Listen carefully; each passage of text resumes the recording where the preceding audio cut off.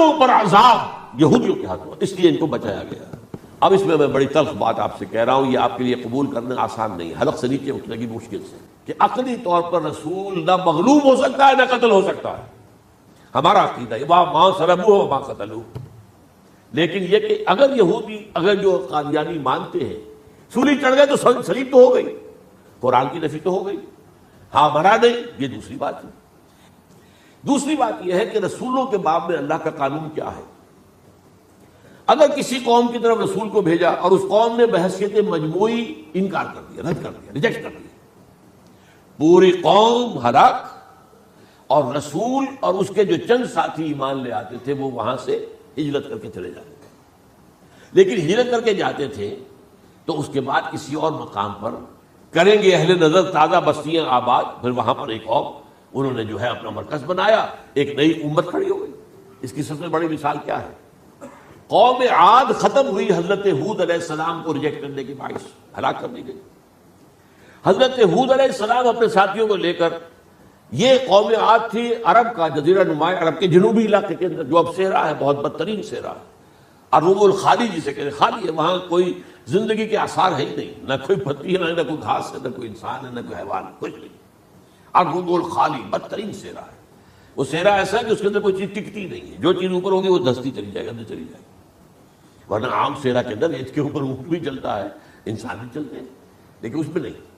تو یہاں پر قوم عاد جو ہے آباد تھی، اور اب جو ہے وہ سیٹلائٹ سے دیکھ لیا گیا ہے کہ قوم عاد کا جو بڑا بادشاہ تھا شداد، اس نے جو جنت بنائی تھی وہ موجود ہے، زیر زمین اسی صحرا کے نیچے دفن شدہ موجود ہے، جس کو کہا گیا ہے الم تر کیف فعل ربک بعاد ارم ذات العماد التي لم يخلق مثلها في البلاد۔ ایسے ایسے ستونوں والا جیسے پہلے دنیا میں بنے ہی نہیں تھے، وہ قوم عاد تھی، بڑی زبردست قوم تھی، قوم جبارین، لیکن یہ کہ اس کے بعد ہلاک ہو گئی۔ اب حضرت ہود اپنے مسلمان ساتھی کو لے کر نکل گئے، جزیرہ نما عرب کے مغربی کونے میں جا کر، شمال مغربی کونے میں آباد ہو گئے، وہاں ایک نئی قوم پیدا ہوئی، سمود۔ اب یہ اسلامی بستی بن گئی، لیکن اس کے اندر بھی پھر بعد میں زوال آیا، پھر وہاں نبی بھی آئے، لیکن اس کے بعد یہ کہ آخری رسول بھیجے گئے حضرت صالح، اور وہ بھی ہلاک ہوئے کیونکہ حضرت صالح کو انہوں نے رد کر دیا۔ تو یہ میں نے مثال دی ہے آپ کو کہ رسول جو ہے وہ وہاں سے اگر ہجرت کرتا ہے تو ہجرت کر کے وہ یہ نہیں جان بچا کے جا کے گمنامی میں کہیں مر گیا، وہ تو جا کر اپنے ساتھیوں کو لے کر جائے گا، اور جا کر جو ہے وہاں پر جو ہے ایک نئی جگہ پر آباد ہوگا، ایک نئی تہذیب ابھرے گی۔ تو یہ تو نہیں ہوا، یہ گمنام ہو کر آ کر کشمیر میں مر گیا تو اس کی کیا حیثیت ہوئی؟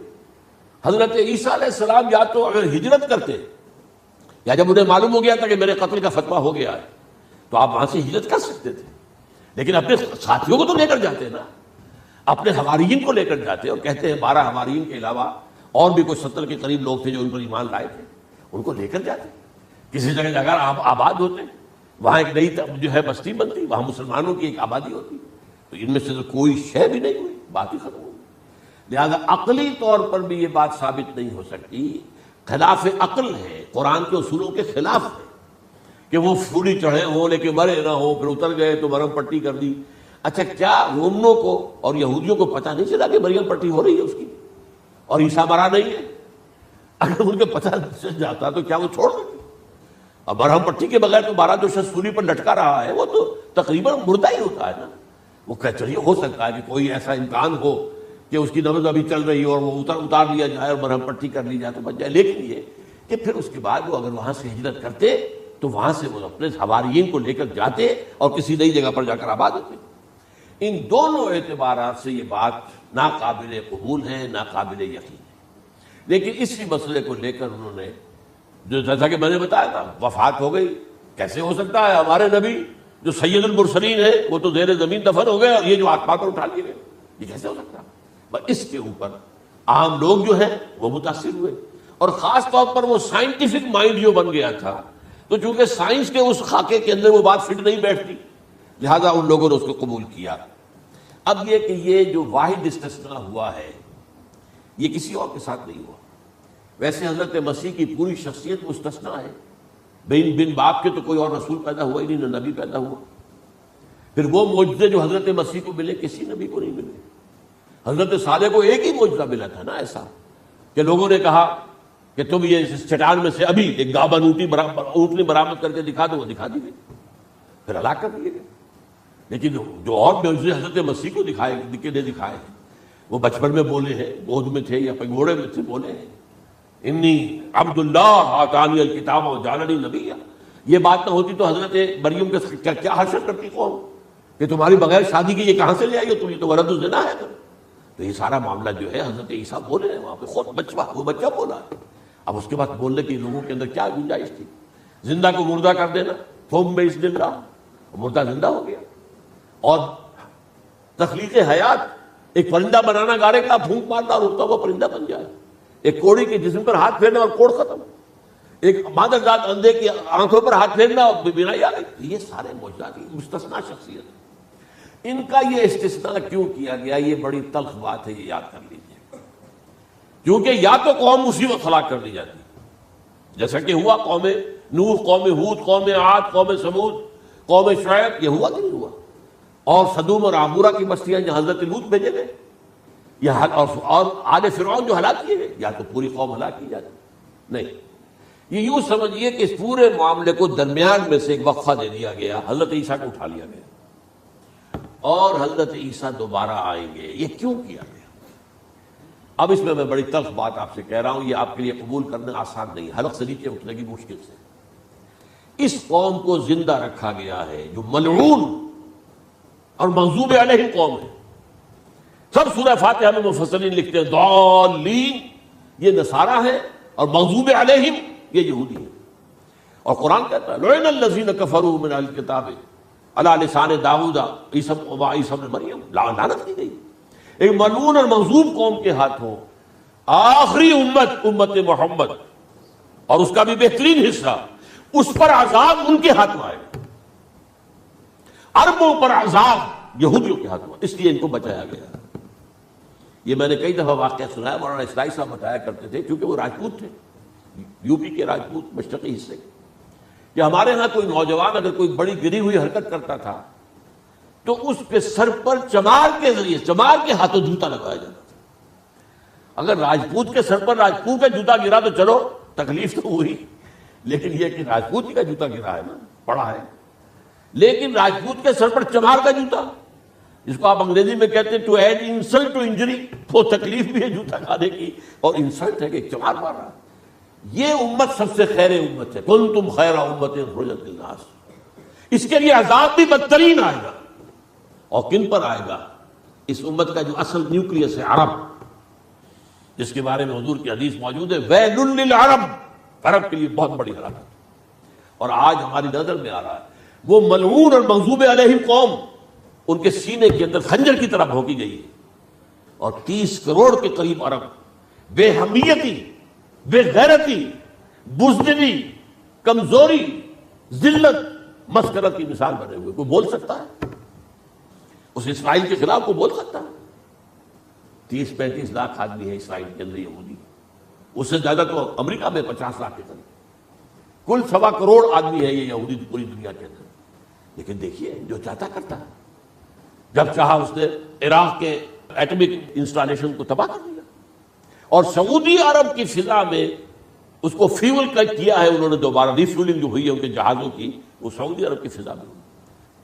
یہ صورت جو ہے عربوں کے اوپر، اور اب جو آنا ہے آرمگیدان، کیونکہ پوری عیسائی دنیا یہودیوں کے قبضے میں ہے، اور یہ رومی ایک حدیث کی روح سے 80 علم لے کر حملہ آور ہوں گے تم پر، اور یہ ہوگا مڈل ایسٹ میں۔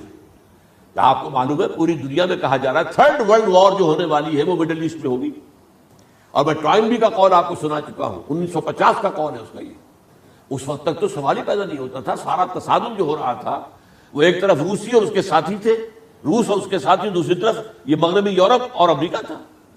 کوئی مسلمانوں اور عیسائیوں کی کسی جنگ کا کوئی امکان نظر ہی نہیں آتا تھا۔ لیکن ٹوائنبی نے کہا ہے، جو سب سے بڑا فلاسفر آف ہسٹری ہے 20ویں صدی کا، کہ اب جو جنگ ہوگی بڑی، جو اس نیکسٹ سینچری کی، 21 سینچری کی، وہ در حقیقت کمیونزم کے درمیان اور کیپٹلزم کے درمیان نہیں ہوگی، بلکہ عیسائیوں اور مسلمانوں کے درمیان ہوگی۔ یہ میں اس کا حوالہ بھی پورا آپ کو دے چکا ہوں، صحیح کہاں یہ بات ہے۔ تو یہ ہے، یہ بات جان لیجیے، اور مڈل ایسٹ میں ہوگی، گریٹر اسرائیل بنے گا۔ حدیث میں خبریں، یہ سارے مسلمان ممالک تمہارے ہاتھ سے نکل جائیں گے مسلمانوں، یہ عراق اور اردن اور یہ اور وہ، یہاں تک کہ ترکی، سعودی عرب کا بھی شمالی حصہ نکل جائے گا۔ البتہ مدینے کا جو ان کا پروگرام ہے اس کو اللہ نہیں پورا ہونے دے گا، مدینے میں داخلے کی ان کو اجازت نہیں ملے گی۔ بہرحال یہ سارا کچھ ہونے والا ہے۔ وہ وقت بھی آنے والا ہے کہ حضور کی ایک حدیث کے مطابق ایک شخص کے 1000 بیٹے ہوں گے تو 999 ختم ہو جائیں گے ایک بچے کا۔ یہ وقت بھی آنے والا ہے کہ حضور فرماتے ہیں اتنی بڑی جنگ ہوگی، اتنی خونریزی ہوگی کہ پوری زمین اٹھ جائے گی لاشوں سے۔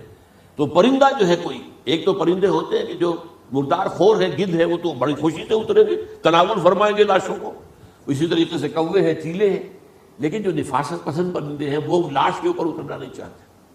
تو ایک پرندہ اڑتا چلا جائے گا، اسے کہیں زمین پر اترنے کی جگہ نہیں ملے گی، لاشیں ہی لاشیں ہوں گی، یہاں تک کہ وہ تھک ہار کر اس کے جو ہے پر جواب دے جائیں گے، گرے گا تو لاش پر گرے گا۔ یہ وقت آنے والا، اور یہ یہودیوں کے ہاتھ میں، یا یہودیوں کے جو سپورٹرز ہیں اس وقت، جو ان کے ہاتھ میں اعلی کار ان کے ہاتھ میں آنا ہے۔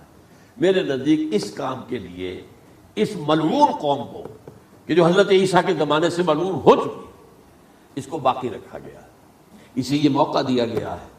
اس نے اسرائیل بنا لیا ہے، تقریباً 2000 سال کے بعد وہ دوبارہ آ کر آباد ہوئے اس سرزمین میں جہاں سے نکال دیے گئے تھے 70 عیسوی کے اندر۔ یہ سارا کچھ کیوں ہو رہا ہے؟ تو در حقیقت میرے نزدیک اللہ عالم حکمت خداوندی اس میں یہ ہے، انہیں روک کر رکھا گیا ہے اور حضرت عیسیٰ کو اٹھا لیا، پھر وہی عیسیٰ آئیں گے اور انہی کے ہاتھ میں یہ ہلاک ہوگا۔ سوائے اس کے چونکہ جو ایک میں نے آپ کو کئی دفعہ حوالہ دیا ہے، فلاڈلفیا ٹرمپٹ ایک رسالہ نکلتا ہے پروٹیسٹنٹ عیسائیوں کا، انہوں نے یہ لکھا ہے، اس نے لکھا ہے ایک پرچے کے اندر کہ جب حضرت مسیح آئے گی اینٹی کرائسٹ ہوگا، وہ لکھا اس نے کہ وہ یہودی ہوگا، حالانکہ وہ پرو یہودی ہے۔ وہ جتنے بھی یہ جو کرسچن زائنسٹ ہیں یہ تو یہودیوں سے بڑھ کر زائنسٹ ہیں، ان کے بڑے سپورٹر ہیں۔ تو لیکن اس نے لکھا ہے anti Christ will be a Jio.